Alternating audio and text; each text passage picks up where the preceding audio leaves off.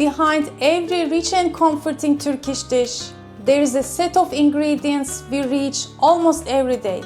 Welcome to my new series, Turkish Pantry Essentials.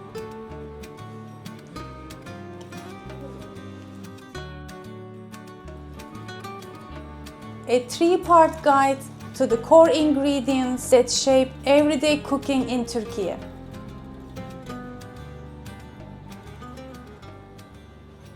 In the first episode, we are starting with the flavor builders: olive oil and butter, tomato and pepper paste, yogurt, and essential spices. Let's begin with the backbone of almost every Turkish dish: olive oil and butter. In the western parts of Turkey, where the olive trees grow, olive oil is the main cooking fat. We don't use it just for salads. It is the base of countless warm dishes, olive oil dishes, soups, and even some desserts.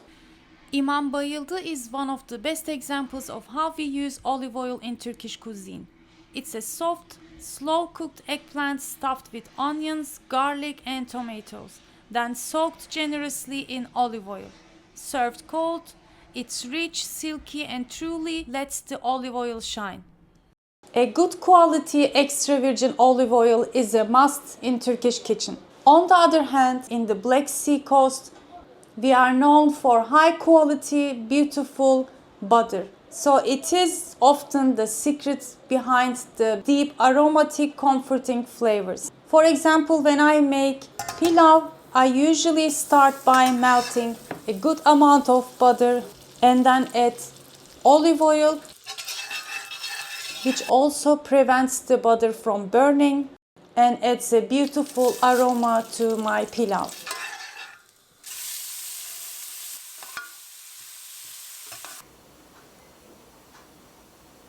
Also, in yogurt soups or other soups, we usually make the finishing touches by melting some butter,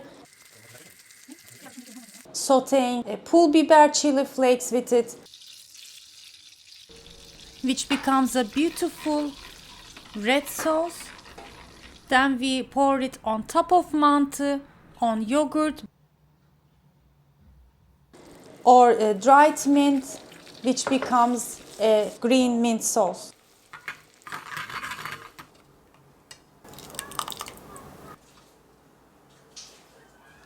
As my mother-in-law always says, if you pour that much butter on me, I would be delicious too. And she's not wrong. Another great regional dish where you can truly taste the richness of Turkish butter is kuymak, a beloved recipe from the Black Sea coast, the homeland of this famous golden butter. Kuymak is made with just three ingredients: corn flour browned in butter, followed by water and a generous handful of melting cheese. What makes it special is that all three ingredients, the butter, the corn flour, and the cheese, are local Black Sea products, each full of character and tradition. If you like to try it yourself, you can find the full recipe in the link below.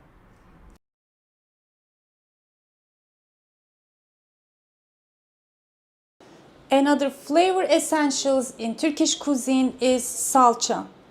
These are either tomato paste or pepper paste. These pastes are bursts of flavors used as a base in stews, soups, main dishes. They bring depth, color, and concentrated flavor, especially when fresh tomatoes or peppers aren't in season. We usually saute a spoonful with onions to build a rich base, or turn it into a quick tomato sauce to pour over pide, flatbreads, then top with köfte or kebabs.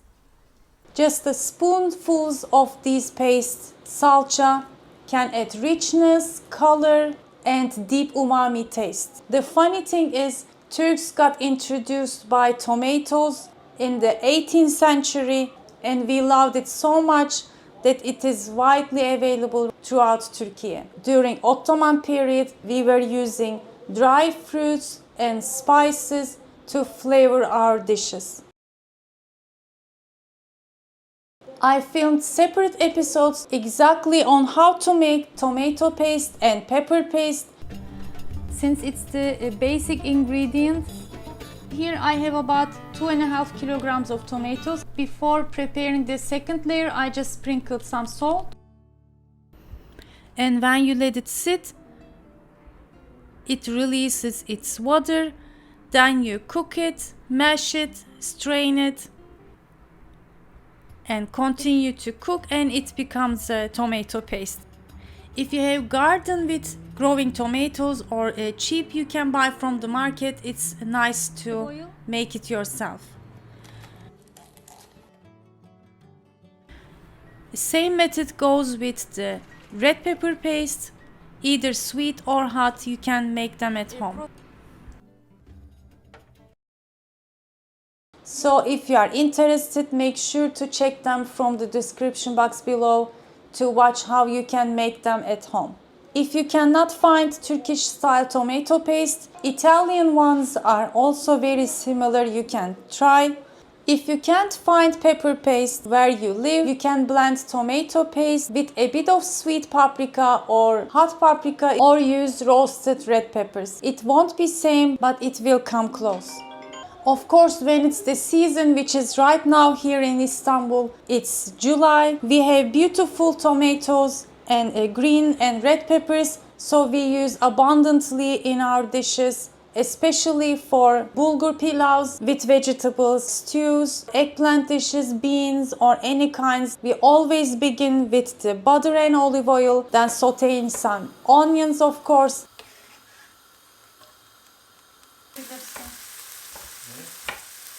And garlic if using, then peppers and tomatoes.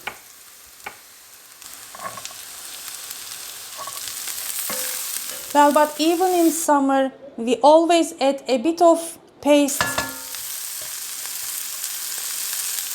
even along with the tomatoes, to give extra color and boldness to our dishes.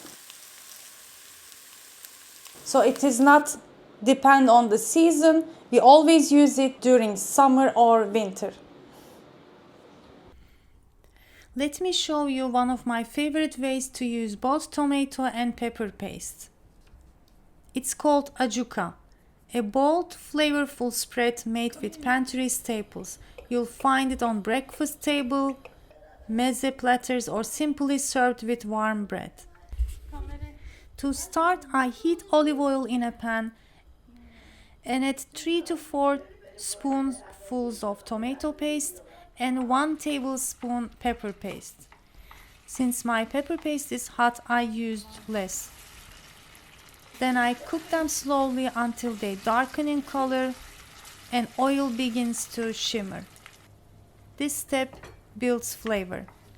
Then I stir in sliced garlic, add ground cumin, some black pepper, and pul biber, especially if your pepper paste isn't spicy.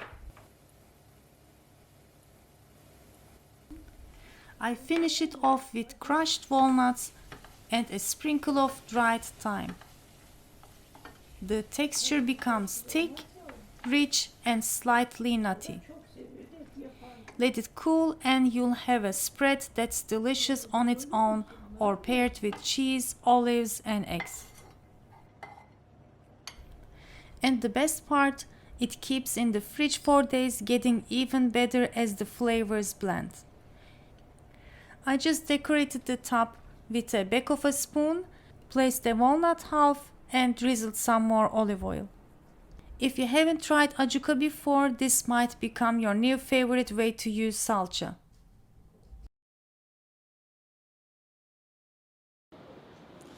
To complete the flavor foundation, let's talk about the spices. Well, Turkish cuisine isn't very spicy, but it is incredibly fragrant. We build flavor with few well-chosen spices that enhances, not overpower.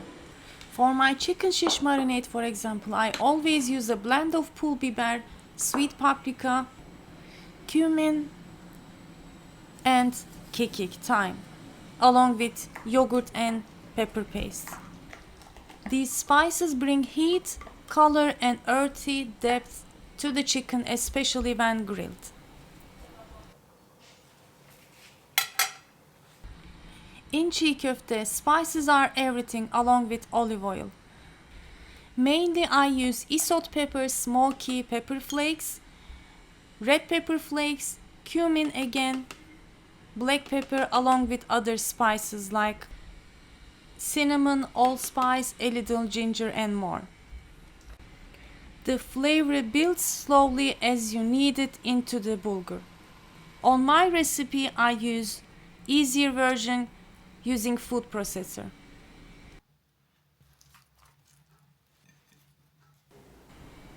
Arap tava is a spicy tray bake of peppers, tomatoes and meat. Here as well I season it simply with cumin, pul biber, paprika and black pepper. These spices soak into the vegetables and meat and make the oven do all the work. And let's not forget the famous Turkish butter sauces. We often sizzle pul biber or dried mint in butter and pour it over dishes like any kind of soups,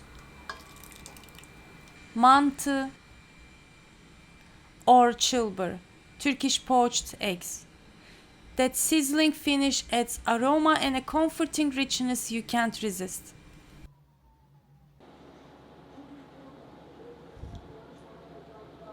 Now let's talk about yogurt, a true staple in Turkish kitchens.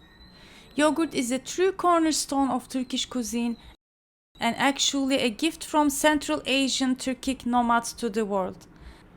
The word yogurt itself comes from Turkish, and the technique of fermenting milk was first practiced by our ancestors centuries ago as a way to preserve dairy while traveling.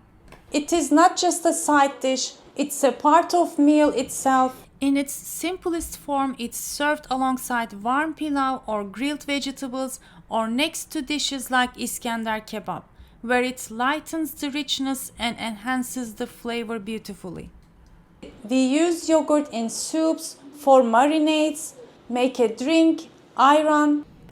One of the easiest and most refreshing ways we use yogurt is to make ayran. Add some salt, about 1/4 of a teaspoon, and whisk them together until smooth and foamy. You can adjust the thickness by using more or less water depending on your preference. Ayran is perfect alongside grilled dishes, pastries, or just as a cooling drink on a warm day. In hot days, you can also add some ice cubes to keep it cold. Or we use making cacık, which is a cold side dish or a cold soup, you can say, using cucumber, dried mint again. You can also dice them very finely, sometimes I also do that. Add delicious yogurt, cucumbers, some salt, give it a stir, and then I add some chopped dill from the freezer. You can always use fresh and dried mint, splash of water to loosen it up, and give it a stir, and it's ready to serve. You can drizzle some olive oil on top or garnish with few mint leaves if you like. It's light, cooling and perfect as a meze, side dish or even a dip. I recently shared how to make yogurt at home, and it is truly nothing compared to the one you buy from the markets.